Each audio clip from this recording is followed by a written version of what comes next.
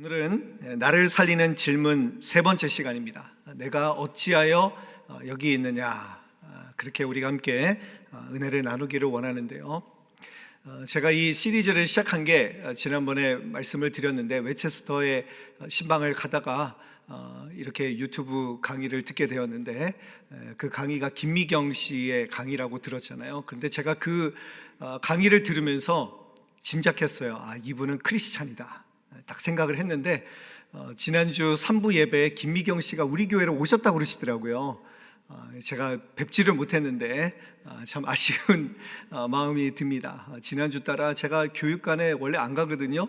근데 교육관에 갑자기 교육관에 안내서라고 하고 교육관에 막 면담 신청 막 하시고 그래가지고 제가 본당을 지켰으면 딱 만나고 여러분들에게 또 제가 나눌 이야기들이 있을 텐데 다음 기회로 미루도록 하겠습니다. 오늘 이 세 번째 질문, 내가 어찌하여 여기에 있느냐, 하나님의 이 질문 앞에 우리가 어떻게 응답해야 될지 함께 오늘 고민하고 또 결단하는 은혜가 있었으면 좋겠습니다. 오늘 우리가 읽은 이 본문 바로 앞장 열왕기상 18장을 읽어보면 여러분들이 아주 잘 아는 그런 내용이 나와 있습니다. 바로 엘리야와 바알 선지자들의 대결입니다. 바알과 하나님 중에 누가 진짜냐 가짜냐, 이 대결에서 바알 선지자 850명은 아무리 바알을 불러도 바알의 대답이 없었고, 엘리야가 하나님을 불렀을 때 하나님께서 불로써 엘리야에게 응답해 주셔서 하나님이 참신이심을 만천하에 알리게 하셨던 정말 짜릿하고 아주 통쾌한 사건이 바로 이 열왕기상 18장에 나와 있습니다. 자, 그런데 오늘 내용은 한 장 차이인데 너무나도 다른 내용이 전개가 됩니다. 여러분 1절 말씀 한번 볼까요? 1절, 아합이 엘리야와 행한 모든 일과 그가 어떻게 모든 선지자를 칼로 죽였는지를 이세벨에게 말했다라는 거예요. 자, 그런데 여러분 이세벨이 어떤 사람입니까? 이세벨 아세요? 이세벨 하면 이름부터가 좀 나쁜 여인처럼 생각하시지 않습니까? 혹시 이름을 세벨이라고 짓는 부모님은 없을 거예요. 어떤 분이 그런 얘기를 하시더라고요. 이세벨은 이씨 집안의 수치다, 이렇게 얘기를 하시는 걸 봤는데, 그만큼 같은 그냥 이씨가 들어가는 것만도 그렇게 혐오스러울 정도로 아주 나쁜 여인입니다. 자, 그런데 이세벨은 두로 왕의 딸이죠. 근데 북이스라엘 아합과 결혼을 하면서 이 여인이 어떤 일을 했느냐, 바알 신상을 가지고 바알 선지자들을 데리고 모조리 데리고 시집을 온 인물이 바로 이 이세벨이라는 인물입니다. 자, 그래서 이스라엘 신앙을 더럽히고 오염시켰던 이 바알 신앙으로 그렇게 이스라엘을 더럽혔던 인물이 바로 이 이세벨이라는 여인입니다. 자, 그런데 여러분, 아합 왕은 어떤 사람입니까? 아합 왕도 나쁜 왕이에요. 그러니까 악한 사람과 악한 사람이 만난 거예요. 그래도 이렇게 보면 그래도 남편이 조금 이상하면 부인은 그래도 조금 괜찮으신 분들도 있고, 부인이 그러면 남편은 그래도 좀 괜찮으신 분들이 있어서 아이들이 이렇게 반반 나뉘는 것 같은데, 근데 둘 다 이렇게 악하다라는 거는 정말 최악의 조합이라는 거죠. 그런데 이 아합 왕이 엘리야에게 이제 있었던 그 엘리야와의 사건을 이세벨에게 다 고하는 것을 보니까 이세벨이 정말 매력이 있었던 여인인 것 같아요. 그렇죠? 오늘 본문을 통해서, 그리고 또 이 아합 왕이 바알 신당과 아세라 신당을 다 지어준 걸 보니까 이세벨이라는 여인이 이 아합을 완전히 그냥 이렇게 쥐락펴락했던 그런 인물이 아닌가라는 생각이 듭니다. 자, 그런데 그 말을 들은 이세벨이 어떻게 반응을 하느냐, 우리 2절 말씀 한번 읽어볼까요? 2절 같이 읽어볼게요. 시작. 이세벨이 사신을 엘리야에게 보내어 이르되, 내가 내일 이맘때에는 반드시 내 생명을 저 사람들 중 한 사람의 생명과 같게 하리라. 아멘. 제가 요즘 찬양을 너무 열심히 해가지고 오늘도 우리 집사님이 콘텐츠 하신 게 이렇게 이 말씀과 매치가 되는 이런 찬양이라는 생각에 막 뜨거운 감동이 있어서 찬양을 열심히 했더니 목이 다 쉬어버렸어요. 그래서 여러분 좀 양해를 해주시고요. 자, 이세벨이 사신을 엘리야에게 보내서 뭐라고 합니까? 엘리야를 죽이겠다라는 거예요. 여러분, 지금 상황에서 지금 어떤 상황입니까? 이거 바알 신이 가짜로 드러났습니다. 그런데 이세벨은 그것을 인정하지 않아요. 결과에 순응하지 않습니다. 왜 그렇습니까? 이세벨에게 있는 것이 뭐예요? 바로 이 권력이 있기 때문에 그래요. 현실 권력이 있기 때문에 이 바알이 뭐 진짜고 가짜고 이게 이세벨한테는 중요한 것 같지가 않은 것 같습니다. 그러니까 바알 신을 섬기는 것도 사실은 자기의 현실 권력을 위해서 이용하기 위해서 바알 신을 들여온 것이 아닌가라는 우리는 그런 추측을 하게 됩니다. 자, 그러니까 현실의 권력으로 지금 엘리야를 죽이겠다는 것입니다. 참 무서운 사람입니다. 권력만 있으면, 돈만 있으면 그냥 짓밟아 버리겠다라고 하는 지금 요즘 시대 이 권력의 모습, 물질의 그런 모습을 그대로 대변해 주는 그런 인물이 아닌가라는 생각이 들었습니다. 자, 그런데 여기서 엘리야의 반응이 참 중요한 것 같아요. 이렇게 죽이겠다라고 하는 이세벨의 말을 듣고 엘리야가 어떤 반응을 보이느냐, 우리 3절 말씀 같이 한번 볼까요? 3절 시작. 그가 이 형편을 보고 일어나 자기의 생명을 위해 도망하여 유대에 속한 부엘세바에 이르러 자기의 사환을 그곳에 머물게 하고, 뭐라고 그랬어요? 그가 이 형편을 보고 그리고 도망을 칩니다. 자기 생명을 보존하기 위해서 도망을 치게 됩니다. 여러분, 지금 엘리야는 어떤 상황입니까? 바알 선지자들 850명과 대결해서 승리했습니다. 하나님이 함께 하심을 보았습니다. 그런데 그 위에 이세벨이 현실 권력을 가지고 자기를 죽이려고 하니까 자기 형편을 보고 그 형편을 보고 도망을 쳤다라는 것이 저는 사실 이해가 되지 않았습니다. 자, 그런데 형편을 보면 이렇게 되는 것 같아요. 우리의 시선이 어디 있는가가 너무나도 중요한 것입니다. 여러분, 무엇을 보며 살아가십니까? 여러분의 형편을 보는 순간 우리는 두려움에 사로잡힐 수밖에 없습니다. 여러분, 이렇게 능력 있게 쓰임받았던 엘리야도 그 순간 자기의 형편을 보는 순간 두려워지게 되는 것을 본다면 하물며 우리는 어떻겠습니까? 저는 참 제가 존경하는 목사님들, 제가 같이 사역하면서 은퇴하셨던 그런 목사님들을 보면요, 안타까운 몇 분들이 계세요. 정말 훌륭하게 목회를 하셨고 정말 대단한 그런 메시지를 증거하셨던 분들이신데 그 권력에 조금 의지했다가 좀 그 욕심을 부렸다가 돈에 조금 욕심을 부렸다가 또 이성에 대해서, 여자에 대해서 욕심을 부렸다가 그래서 한순간에 나락으로 떨어지신 분들이 꽤 많이 있는 것을 보게 됩니다. 여러분, 그렇게 우리가 사역을 잘해도, 그렇게 능력 있게 쓰임을 받아도 우리의 시선이 어디 있느냐에 따라서 우리는 언제라도 넘어질 수 있다는 것, 언제라도 두려움에 사로잡힐 수밖에 없다는 연약한 사람임을 우리는 기억해야 됩니다. 자, 그래서 여러분, 신앙은 무슨 싸움인지 아세요? 누구를 보느냐의 싸움이에요. 누구를 보느냐의 싸움. 여러분, 제자훈련 1:1 사역 제가 담당하고 있는데 이 두 훈련의 공통점이 뭔지 아세요? 핵심이 뭔지 아세요? 하나님을 바라보게 하는 거예요. 매일매일 그 숙제가 주는 의미가 무엇입니까? 현실을 바라보지 않고 하나님을 바라보게 하는 거예요. 하나님을 바라보느냐, 현실을 보느냐, 그 두 가지 싸움이라는 거예요.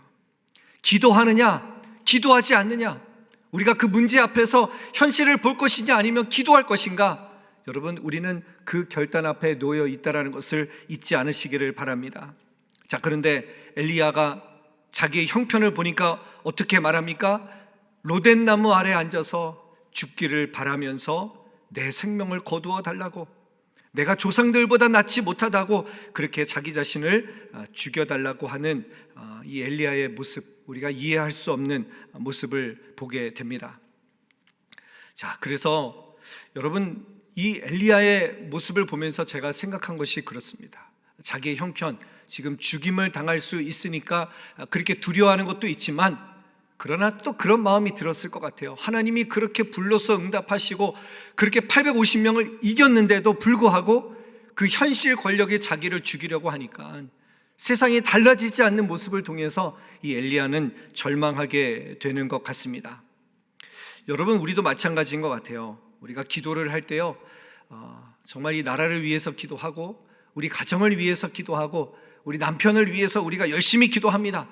그런데 변하지 않는 현실을 보면서 절망하시는 분들이 참 많이 계시는 것 같아요. 이렇게 보시면 제자 훈련을 할 때도 보면 기도 훈련이 제일 힘들다고 하시더라고요. 오히려 기도의 자리에 나아가는 것을 못하고 계시는 분들이, 아예 기도를 놓고 계신 분들이 의외로 많이 있다라는 그런 이야기를 듣게 되었습니다. 여러분은 어떠십니까? 그런데 아까 찬양을 하다 보니까 낮은 자의 하나님 찬양을 하는데 그 찬양에 이런 가사가 나오죠. 찬양함의 기쁨을, 감사함의 평안을, 그 다음에 뭐라고 그랬어요? 간구함의 하나님 알도록 하셨네. 너무 기가 막히지 않습니까? 여러분이 낮은 자의 하나님을 작곡하고 부르신 분들이 다 저하고 같이 연관이 있는 분들이에요. 신학교 동기이시고 또 이 찬양을 부른 소리엘도 함께 영락교회에서 사역을 하셨었는데 이 찬양이 이렇게 귀하게 다가올 줄 몰랐습니다. 간구함에 뭐라고 그랬습니까? 하나님을 알도록 하신다는 거예요. 우리가 기도를 통해서 하나님을 알아가게 된다는 거예요. 여러분, 그래서 이번 한 해 정말 우리가 기도하는 한 해 아닙니까? 기도함으로 하나님을 알아가는 놀라운 역사가 있게 되기를 간절히 소원합니다. 여러분, 그래서 우리가 오늘 이 말씀을 가지고 여러분들이 조언들과 함께 나누시면서 나는 이런 영적인 무기력함에 빠지지 않았었는가, 아무리 기도해도 달라지지 않는 이런 현실 때문에 그런 영적인 무기력함, 번아웃이 혹시 나에게 있지 않은가라는 내용을 같이 좀 나누셨으면 좋겠습니다. 자, 그러면 이제 오늘 본문을 통해서 하나님께서 이 엘리야를 어떻게 만져가시는가, 어떻게 엘리야를 회복시켜 가시는가, 오늘 그것을 우리가 함께 좀 나눠보기를 원합니다. 자, 여러분 5절 말씀을 한번 보겠습니다. 5절 말씀 같이 한번 읽어보겠습니다. 시작. 로뎀 나무 아래에 누워 자더니 천사가 그를 어루만지며 그에게 이르되 일어나서 먹으라 하는지라. 얼마나 피곤했으면 누워서 쓰러져 잤겠습니까? 그런데 그때 누가 나타납니까? 천사가 나타나는 거예요. 하나님께서 여러분 엘리야를 첫 번째로 어떻게 만져가고 계십니까? 하나님이 찾아오시는 거예요. 로뎀 나무 아래로 하나님이 찾아오십니다. 저는 이 본문을 묵상하는데 눈물이 났어요. 하나님이 이처럼 우리를 사랑하시는구나. 하나님이 우리를 사랑하사 독생자 예수 그리스도를 주셨잖아요. 하나님이 우리를 찾아오신 거예요. 여러분, 나를 살리는 첫 번째 질문이 무엇입니까? 네가 어디에 있느냐? 죄를 지은 아담에게 하나님께서 찾아오신 거예요. 그 죄를 깨닫게 하시고 아담을 살리시기 위해서 하나님이 먼저 찾아오셨다라는 것입니다. 그러니까 여러분, 우리가 문제를 만나고 고난을 만나고 우리가 절망에 빠질 필요가 없는 이유가 무엇입니까? 하나님이 우리를 찾아오시고 하나님이 우리와 동행하시기 때문에 그렇다라는 것입니다. 여러분, 정말 절망인 것은 무엇입니까? 하나님이 우리를 거들떠보지 않으시면 그게 정말 끝인 거예요. 그런데 우리는 하나님이 있잖아요. 하나님이 우리를 영원토록 인도하신다고 하셨잖아요. 여러분, 천국에 대한 소망이 있으시죠? 하나님께서 영원토록 나를 푸른 초장으로 인도하시고 나를 쉴만한 물가로 하나님의 집에 영원히 거하도록 나를 인도해 주시겠다라는 그 확신이 있으면 우리는 두려워하지 않아도 되는 거예요. 하나님이 나를 찾아오신다라는 거예요. 그래서 우리에게는 소망이 있다라는 것을 우리 모두가 기억하셨으면 좋겠습니다. 여러분, 사람에게 잊혀져도 괜찮아요. 하나님은 우리를 잊지 않으세요. 하나님은 우리를 잊지 않으세요. 그거면 된 거 아닙니까? 자, 5절에 보니까 주의 천사가 엘리야를 어루만지면서 이제 뭐라고 합니까? 하나님이 나타나셔서 뭐라고 합니까? 우리 다시 한번 5절 말씀 볼까요? 5절 말씀. 천사가 그를 어루만지며 뭐라고 그랬습니까? 그에게 이르되 일어나서 먹으라 하는지라. 그리고 6절에 보시면 숯불에 구운 떡과 물을 공급해 주셨다라고 말씀하고 있습니다. 여러분, 이런 음성 들으신 적 있습니까? 일어나 밥 먹어라. 네, 어머니에게 들었던 음성이고 또 저는 아내가 저한테 빨리 와서 밥 먹으라고, 또 우리 자녀가 제가 우리 아이가 한국말을 잘 하는데 쓰는 건 잘 못하지만 제가 높임말을 좀 가르쳤어요. 그래서 밥 먹으러 올 때 저한테 아버지 진지 들어오세요 이렇게 보통에는 아빠 반말 하는데 밥 먹을 때만 어떻게 얘가 그게 꽂혔나 봐요. 그래가지고 진지 들어오세요 이렇게 얘기를 하는데 네. 여러분 또 이런 음성을 언제 들으셨습니까? 순원들 중에서 아니면 우리 돌봄 사역부 원들이 여러분들에게 이런 음성을 전달하지 않으셨을까 생각이 드는데요. 일어나 이것 좀 먹고 힘을 내라. 여러분 이것이 하나님의 음성입니다. 저는 그렇게 믿습니다. 하나님이 천사를 보내주시는 거예요. 누군가 아플 때 여러분에게 그 음식을 해다 주는 분이 있잖아요. 여러분 그것은 하나님이 천사를 보내셨구나 라고 생각하시면 됩니다. 100% 맞습니다. 하나님이 그분들을 통해서 여러분들을 찾아가시는 거예요. 여러분들을 위로해 주기 원하시고 여러분들이 힘을 내기를 원하셔서 하나님께서 엘리야에게 찾아가셨던 것처럼 여러분을 찾아가시는 거라고 저는 그렇게 믿습니다. 여러분 엘리야가 그 음식을 먹고 힘을 내서 8절 말씀 한번 볼까요? 8절 한번 읽어볼까요? 같이 한번 읽어보겠습니다. 시작. 이에 일어나 먹고 마시고 그 음식물의 힘을 의지하여 40주 40야를 가서 하나님의 산 호렙에 이르니라. 먹고 마시는 것, 여러분 음식물의 힘에 의지하여서 하나님의 산 호렙산에 들어갈 수 있었다라는 것입니다. 자, 그래서 여러분 영적 무기력감이 든다. 내가 너무나도 절망감이 오고 뭔가 무기력해지고 침체가 온다 그러면 일어나 먹어야 돼요. 아니면 여러분이 일어나 먹이셔야 돼요. 여러분 이것이 바로 하나님께서 우리에게 요청하시는 하나님의 사역이라는 것을 기억하셨으면 좋겠습니다. 그래서 여러분 교회 사역은요 먹이는 사역이에요. 잘 먹어야 돼요. 이거 먹는 거 무시하면 안 됩니다. 막 우리가 모임을 하는데 먹는 거 잘 해야 돼요. 먹는 게 정말 중요하다는 것을 다시 한번 깨닫게 됩니다.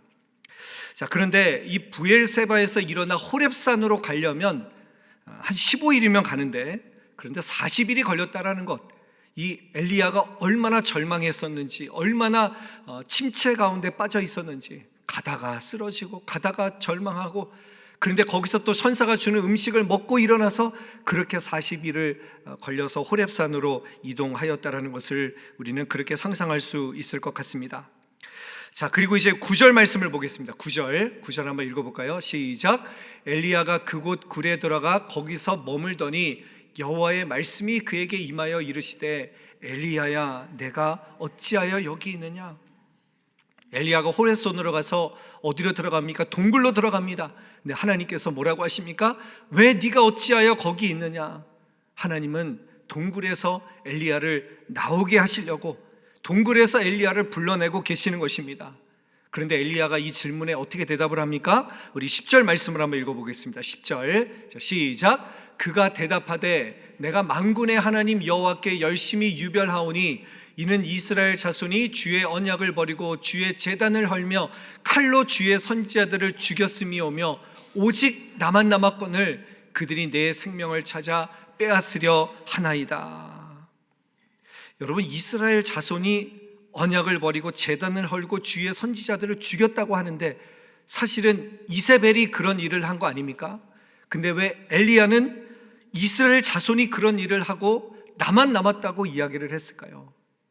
생각해 보니까 여러분 이스라엘 사람들도 암묵적으로 이세벨의 신앙에 동조하고 있었던 것 같습니다.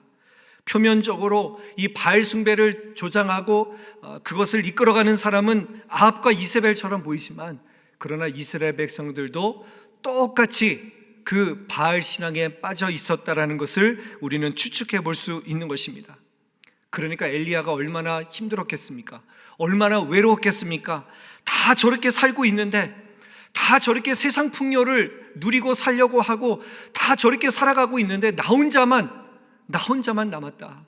나 혼자만 이 사명을 감당해야 된다는 것이 엘리야에게는 얼마나 막중하고 얼마나 부담감 있는 그런 모습이었을지 우리는 여기서 상상해 볼 수가 있습니다.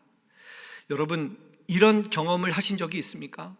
다 정말 저렇게 잘 살아가고 있는데 그냥 나 혼자 왜 이렇게 있어야 되느냐, 그리고 나 혼자 남은 것 같은, 홀로 된 것 같은 상황이 우리에게도 있습니다. 여러분 예수 잘 믿으려고 할 때 특별히 이런 고독이 우리 가운데 찾아옵니다. 하나님 앞에 바로 산다는 것이 어떻게 보면 고독한 길처럼 느껴질 때가 있습니다. 그런데 하나님께서 엘리야를 찾아오십니다. 홀로 있는 시간을 통해서 하나님께서 엘리야를 찾아오시고 엘리야에게 말을 걸고 계신다는 것입니다. 그래서 여러분, 홀로 계신 시간이라고 한다면 하나님이 나와 함께 하시고 하나님께서 나에게 말을 거시는구나 라고 여러분들이 생각하시면 좋겠습니다. 그래서 부모님은 자녀들이 떠난 뒤에 그 홀로 있는 시간을 즐길 수 있어야 됩니다. 또 우리 목회자도 마찬가지입니다. 어떤 제가 목회자 세미나에서 목사님께서 해주신 말씀인데, 목사들이 교인들이 떠날 때 그렇게 외로움을 많이 느낀다고 합니다. 저는 아직 부교육자라서 그렇게 실감은 안 가는데, 특별히 이 담임 목회를 하시는 분들 중에서 특별히 또 교회가 사이즈가 크지 않으면 그 한 영혼 한 영혼이 귀하잖아요. 그런데 그 한 영혼 한 영혼이 떠나게 되면 그렇게 외로움을 느끼게 된다고 합니다. 특별히 또 목회자를 비난하거나 공격하게 되면 외로움을 느낀다고 합니다. 그런데 이 강사 목사님이 뭐라고 하셨냐면, 목회자는 교인들에게 좋은 대접을 받으려고 그 자리에 있는 것이 아닙니다. 교인들을 사랑하기 위해 그 자리에 있는 것입니다. 그 외로움을 감당하라고 그렇게 말씀해 주셨습니다. 여러분, 사람들이 나를 떠나고 홀로 남았을 때, 그때가 바로 하나님과 내가 친해질 수 있는 시간이에요. 하나님이 나에게 말을 거시는 시간입니다. 그래서 테레사 수녀가 이런 말을 했습니다. 당신이 홀로 있으면 하나님을 반드시 만나게 된다. 여러분, 홀로 있는 시간을 통해서 하나님을 만나는 놀라운 은혜가 있게 되기를 간절히 축원합니다. 아무도 나를 알아주지 않는 것 때문에 마음이 외롭습니까? 그러면 하나님을 만날 수 있는 시간임을 꼭 기억하시기를 바랍니다. 자, 이렇게 홀로 남았다고 주저하는 엘리야에게 하나님께서 찾아오십니다. 하나님이 어떻게 찾아오시는가? 우리 11절 말씀 볼까요? 11절 같이 한번 11절을 보시면 뭐라고 하십니까? 두 번째 줄에 여호와 앞에 크고 강한 바람이 산을 가르고, 그리고 바위를 부수나 바람 가운데 여호와께서 계시지 아니하며, 그 다음에 바람 후에 지진이 있으나 지진 가운데서도 여호와께서 계시지 아니하였다, 이렇게 말씀하고 있습니다. 자, 그리고 하나님께서 어떻게 나십니까? 12절 말씀 같이 한번 읽어보겠습니다. 시작. 또 지진 후에 불이 있으나 불 가운데에도 여호와께서 계시지 아니하더니 불 후에 세미한 소리가 있느니라. 하나님께서 왜 강한 바람과 지진과 불 가운데서 나타나시지 않고 세미한 음성 가운데 나타나셨을까요? 이것도 어떻게 보면 하나님께서 이 엘리야에게 하나님을 알게 해주시는 것 같아요. 그 갈멜산의 놀라운 기적과 능력을 보고 거기에 네가 시선을 빼앗길 수 있지만, 하나님께서는 세미한 음성으로 너에게 말씀하시는 하나님이시구나, 그것을 엘리야는 깨닫게 되었다라는 것입니다. 결국 하나님의 음성으로, 하나님의 말씀으로 하나님께서 우리를 만나 주신다라는 것입니다. 여러분, 기억하시기를 바랍니다. 하나님께서 우리에게 말을 걸어오십니다. 말씀을 통해서 우리에게 말을 걸어오실 때 기도를 통해서 하나님과의 깊은 사귐, 깊은 만남이 있게 되기를 간절히 바랍니다. 이후에 읽지 않았지만 하나님께서 엘리야에게 사명을 주십니다. 다시 부르심의 자리로 설 수 있도록 무엇을 해야 될지를 알려주십니다. 새 아람 왕을 세우고 새 이스라엘 왕을 세우고 새 선지자를 세우라고 하는 그 사명을 주십니다. 여러분, 그 세 사람을 통해서 하나님께서는 무너질 것 같지 않았던 그 현실 권력을 무너뜨리십니다. 하나님은 다 보고 계시는 거예요. 여러분, 엘리야는 형편만 봤잖아요. 근데 하나님은 미래를 다 보고 계시는 거예요. 그래서 엘리야에게 사명을 주시면서 하나님께서 말씀하고 계시는 거예요. 하나님께서 일하시고 계시는 거예요. 그래서 우리가 해야 될 것은 무엇입니까? 형편을 보지 말고 하나님을 바라보는 거예요. 우리의 미래까지 꿰뚫고 계시는 하나님을 바라볼 때 하나님께서 우리를 통해서 놀라운 역사를 행하여 주실 줄로 믿습니다. 자, 그리고 마지막입니다. 우리가 읽지 않았지만 17절에 하나님께서 말씀하십니다. 내가 너를 위해서 바알에게 무릎 꿇지 않은 7,000명을 예비해 놓았다라고 말씀하십니다. 다 떠난 것 같지만, 다 풍요의 신을 따라가고 다 제단을 헐고 다 주의 선지자를 죽이는 것처럼 보이지만, 하나님께서요, 무릎 꿇지 않은, 바알에게 무릎 꿇지 않은 7,000명을 예비하셨다라는 거예요. 하나님께서 엘리야에게 말씀하시는 거예요. 너는 혼자가 아니다. 너하고 함께하는 그 동역자 7,000명이 있다는 것을 엘리야에게 확실하게 말씀하고 계신다는 것입니다. 여러분, 주변을 돌아보시기를 바랍니다. 내가 홀로 있는 것 같지만 그러나 하나님께서 나에게 공동체를 허락해 주셨어요. 나에게 이런 소중한 공동체를 허락하여 주셨음을 우리가 깨닫는, 우리가 발견하는 눈이 있게 되기를 간절히 바랍니다. 오늘 말씀을 통해서 내가 어찌하여 여기 있느냐? 여러분, 하나님의 질문에 어떻게 대답하시겠습니까? 오늘 엘리야를 이끌어 가시는, 엘리야를 세우시고 다시 사명의 자리로, 다시 부르심의 자리로 인도하시는 이 하나님의 놀라운 역사를 우리가 기억하면서 그렇게 엘리야처럼 하나님 앞에 귀하게 쓰임받을 수 있는, 다시 결단하시는 저와 여러분들의 복된 삶이 되시기를 주님의 이름으로 간절히 축원합니다. 아멘.